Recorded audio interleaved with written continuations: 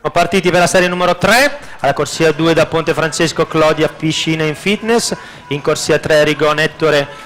Acquarea Vicenza, corsia 4 Bittante Jacopo rappresentativa Rosà, in corsia 5 Tognetto Marco Antares Nuoto, corsia 6 Pontello Marco rappresentativa Idros e sempre per la rappresentativa Idros in corsia 7 Floris Alessandro.